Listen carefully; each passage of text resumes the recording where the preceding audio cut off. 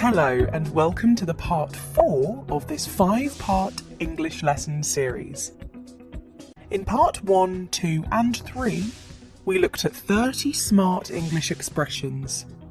If you've missed watching it, there's a link in the description or top right hand corner. Start using these English expressions to sound fluent and confident in English. When something is easy to achieve, what do you say? It's easy.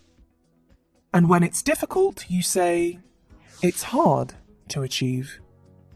I was hoping you could stop using these basic English expressions and learn 10 smart English phrases to say something that is easy or difficult. That's the theme of today's lesson. Excited? Let's get started. The first smart phrase I have for you is, it was a clinch. When something is extremely easy to do, you can say, it was a clinch. Isn't it a much better phrase instead of saying, it was easy? The driving test I took last week was a clinch. I finished the test 20 minutes early. It was a clinch. Now it's your turn. Try making sentences with these new English phrases. It would give you a good practice and help you remember these smart phrases better. I would love reading your comments. When you start something new, a business, a new job, a new course, you may come across some initial problems at the beginning of the process. You call them teething problems.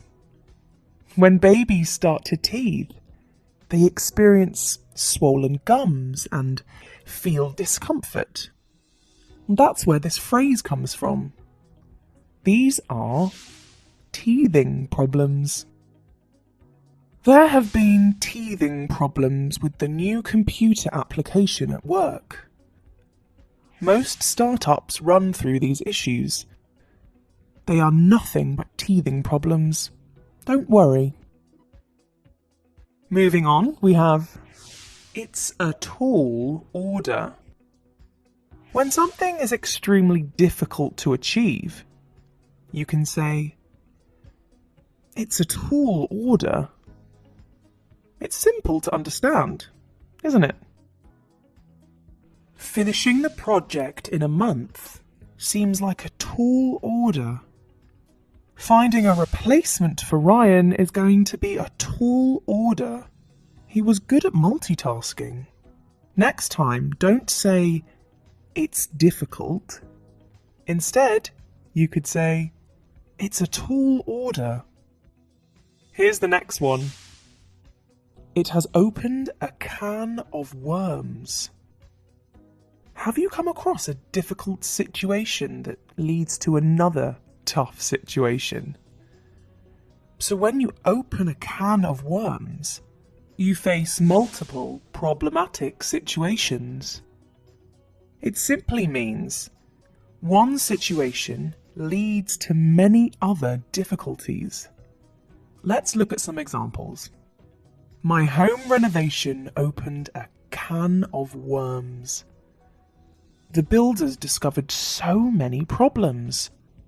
I shouldn't have left the car ideal for months. The repairs have opened a can of worms. I wonder how much I will end up paying. Have you ever faced a situation that is extremely difficult to deal with, and you seem to have no solution? Well, in such a situation, you can say, I am out of my depth.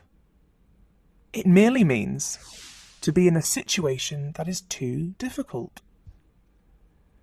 I tried answering all the questions, but I was out of my depth at the meeting. 13 runs per over with just 2 wickets in hand. In 2020 cricket, it's not out of any team's depth.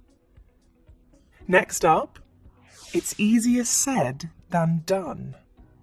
Sometimes it's easier to say than actually doing it. When something that seems easy initially, but is difficult to achieve, you can say, it's easier said than done. Learning to drive in 15 days. It's easier said than done. Of course, to be a better driver, you need practice. You can't be perfect at driving in a fortnight. Most companies are claiming to get the COVID-19 vaccine by the year end. But I think it's easier said than done. Moving on. He's teetering on the brink. We looked at phrases to describe a difficult situation, but when someone is in a situation that is dangerous and difficult at the same time, you can say, they are teetering on the brink. Many countries are teetering on the brink of a massive financial crisis due to the pandemic. Samantha is teetering on the brink of losing her job. Her boss has given her a final warning. I use this phrase quite often. Don't push your luck. Imagine a situation where someone asks you for a favour and you agree. But immediately they ask you for another favour. You can say, don't push your luck. It means, don't ask for more. Or, that's all I could do to help. I've already bought you a new iPhone. Don't push your luck. That's my final offer. Don't push your luck. Take it or leave it. Here's the next one. It's in the cards. It's in the cards. When there's a strong possibility of something happening soon, you can say, it's in the cards. Moving to New Zealand was always in the cards for Niharika. I was hoping for a promotion, but it doesn't seem to be in the cards right now. This phrase was about when there's a strong possibility of something happening. But what if something is unlikely to happen? You can say, it's a pie in the sky.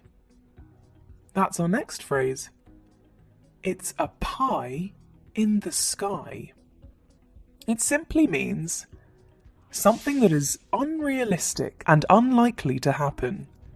I think Maria's dreams of becoming a pop singer are totally a pie in the sky. Are you going to present these ideas to the investors? They seem like a pie in the sky. Well, learning English with me is not a pie in the sky. With regular practice, you will indeed speak English fluently and confidently. Let's quickly revise what you've learned today. It was a clinch. Teething problems.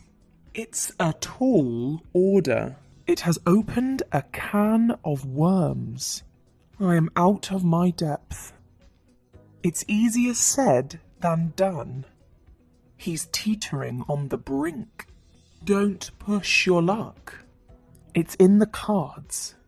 It's a pie in the sky. I hope you found this lesson useful. Hit like, subscribe, and click the bell so that you don't miss such interesting English lessons. I will see you soon with the next part of this English lesson series. Until then, keep learning English and take care. Bye!